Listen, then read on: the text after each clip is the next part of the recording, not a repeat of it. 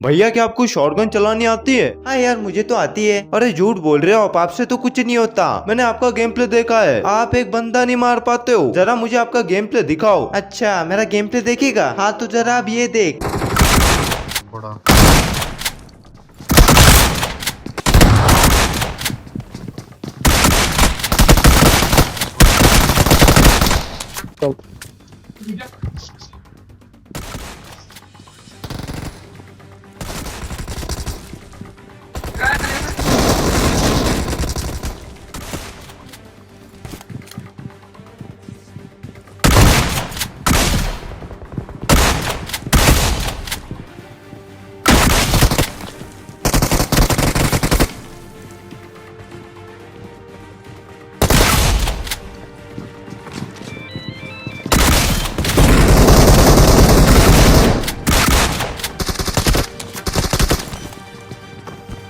थोड़े पीछे से आया।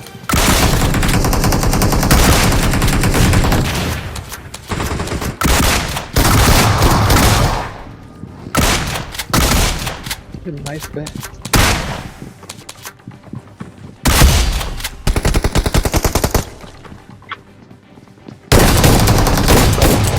Awesome. Awesome. और एक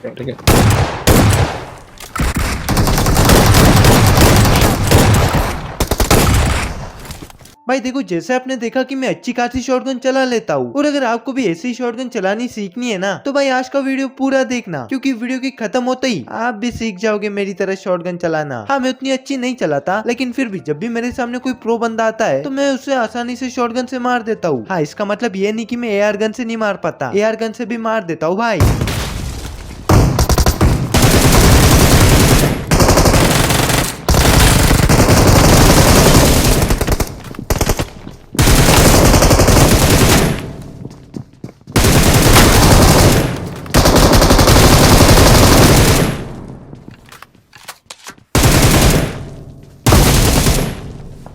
तो देखो, शॉटगन चलाना सीखने के लिए सबसे पहले ये समझना पड़ेगा कि आखिर इस शॉटगन काम कैसे करती है, क्योंकि बीजीएमआई के अंदर इतनी सारी शॉटगन मौजूद है, लेकिन उनमें से आपको चूज करनी होती है। और ज्यादातर लोग तो डीबीएस और एस12 के कोई यूज करते हैं, और मुझ जैसे ज्यादातर डीबीएस को। हाँ मैं ये नहीं बोल रहा कि आपको भी डीबीएस यूज करनी है, क्योंकि वो आपके ऊपर डिपेंड करता है। और मैं आपको दोनों ही शॉटगन चलाना सिखाऊंगा। देखो डीबीएस जो गन है उसमें आप एक साथ 2 बार फायर कर सकते हो, मतलब आप एक साथ 2 गोलियां चला सकते हो। और वही एस12 के अंदर आप 10 गोलियां एक साथ चला सकते हो। हाँ थोड़ा टाइम लिमिट होता है, मतलब एक गोली चलाने के बाद थोड़ा रुकना पड़ता है, ऐसे मिली सेकेंड बोल सकते हो आप। वही डीबीएस में भी आप 2 गोलियां चलाओगे तो आपको भी वहां पर भी रुकना पड़ेगा, तो वैसा ही यहाँ पर भी है। और देखो आप चाहे कौन से भी शॉटगन चला लो, अगर आप बंदे को एक गोली मार देते हो ना तो बंदे का खेल खत्म हो गया, ये समझ लो। क्योंकि शॉटगन बहुत पावरफुल है भाई, शॉटगन की वजह से तो हमारे जॉनी भाई का डाउनफॉल हो गया, वरना एआर में क्या बंदे पेलते थे वो। लेकिन देखो अब हम हमारे सेकंड पॉइंट पे आते हैं कि आखिर हमें शॉटगन मास्टर कैसे करनी है। अब देखो शॉटगन मास्टर करने के लिए आपने एक शॉटगन चूज कर ली। क्यों, मान लो आपने डीबीएस को चूज किया है तो आपको करना कुछ भी नहीं है, आपको बस दिन रात खेलते जाना है। डीबीएस लो, उठाओ, अपार्टमेंट जाओ, बंदे मारो, उठो,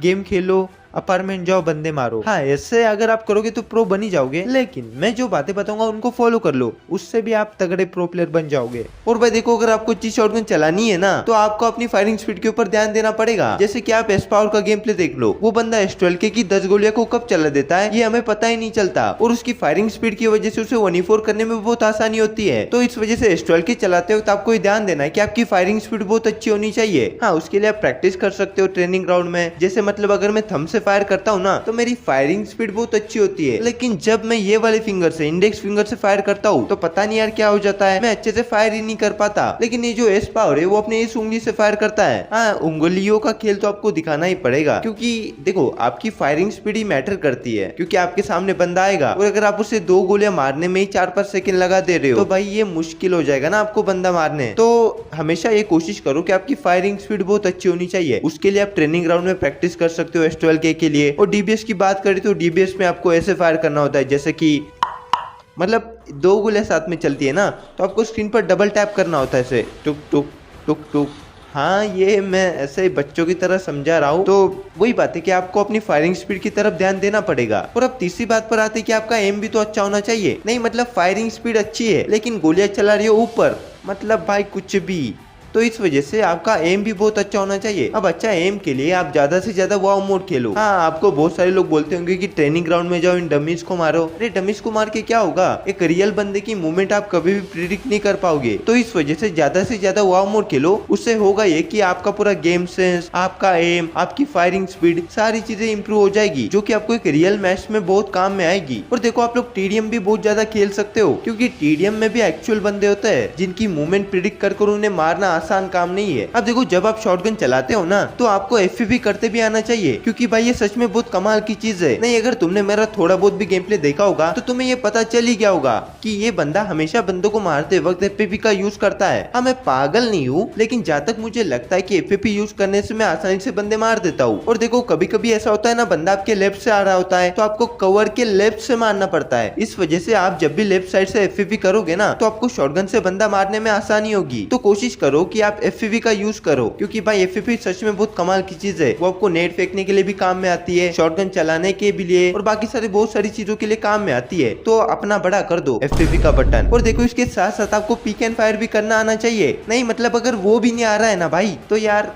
क्या करोगे यार, आना तो चाहिए ना, क्योंकि आपने देखा होगा कि बंदे कभी कभी पीक कर बहुत अच्छा मार देते हैं। तो वैसा ही अगर आप मारना चाहते हो ना, तो फिर भी मैं वही बोलूंगा कि भाई हाँ, वाव मोड ही खेलो, क्योंकि आप उसमें जो मूवमेंट कर सकते हो ना वो करने की कोशिश करो। उसमें कोई आपके पैसे लग नहीं रहे और ना ही आपकी उसमें रैंक माइनस हो रही है। तो भाई मैं यही बोलना चाहूंगा कि अपनी फायरिंग स्पीड को इम्प्रूव करो, अपने एफपीवी स्विचेस को इम्प्रूव करो, अपने पिक एंड फायर को इम्प्रूव करो, और साथ ही साथ आपके गेम सेंस को इम्प्रूव करो। नहीं मतलब आपके सामने से बंदा आ रहा है और आपको यही पता नहीं चल रहा कि हमें फायर कब करना है, क्या कब कौन सी मूवमेंट करनी है, तो मुझे नहीं लगता कि आप उतनी अच्छी तरीके से गेम खेल पाओगे। तो हमेशा ये कोशिश करो कि अपना गेम सेंस इंप्रूव करो। और ये गेम सेंस कैसे इंप्रूव होगा, जितना आप ज्यादा गेम खेलोगे ना, तो धीरे धीरे आपकी सारी चीजें इंप्रूव होगी। लेकिन देखो अब कुछ लोग ये बोलेंगे कि यार मेरे पास तो अच्छा फोन नहीं है, इस वजह से मैं अच्छी शॉटगन चला ही नहीं पाता। अब अगर मैं भी बोलना चाहूँ तो मैं बोल सकता हूँ कि यार डिवाइस मैटर नहीं करता, लेकिन एक्चुअली मैं बताऊँ डिवाइस बहुत ज्यादा मैटर करता है। क्योंकि मानो यार आपके पास एक अच्छा फोन नहीं है, आपके पास 40 FPS है, 20 FPS है, तो जब आप स्क्रीन के ऊपर टच करने जाओगे ना, अपनी फायरिंग स्पीड इंप्रूव करने जाओगे, तो आपके स्क्रीन के ऊपर जल्दी जल्दी टच ही नहीं होता, क्योंकि इसमें रिफ्रेश रेट कम होता है। हाँ मतलब प्रॉब्लम बहुत ज्यादा ही होती है। तो यही बात है कि यार डिवाइस भी मैटर करता है, लेकिन अब ये भी नहीं कि आप उसमें खेल ही नहीं पाओगे। अब देखो